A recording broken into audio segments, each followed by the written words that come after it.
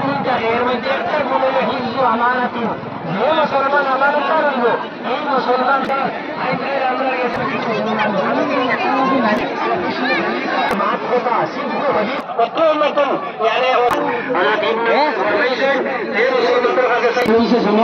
হিসাবে নামাজের তরতিব ইমাম সাহেব আল্লাহু আকবার বলবা, নিয়ত আপনি বলবা 2 রাকাত ঈদের নামাজ, এই ইমামের কাছে 2 রাকাত ওয়াজিব নামাজ পড়িয়া আল্লাহু আকবার।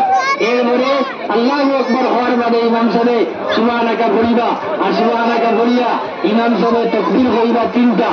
এই 3টা তাকবীর, প্রথম 2 তাকবীর আর সারি দিবা, আর 3 নম্বর তাকবীর আর এর 12 নম্বর রাকাত দিয়া প্রথমে ইমাম 3টা তাকবীর দিয়া সারা অবস্থা তাকবীর হয়ে হইয়া মানে ইমাম সাহেব রুকু যাইবা গিয়া।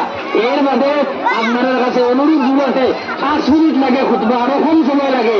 আমি বহুত ছোট সময় খুতবা শোনার চেষ্টা করি, মানে আপনারা কষ্ট হইতে না, দয়া করে আপনারা খুতবা শুনিয়ে লইবা। খুতবা এগুলো নামাজের অংশ, আর খুতবা শোনা ওয়াজিব, এর কারণে আমরা নামাজটা আদা মতো তুলে দিতাম না।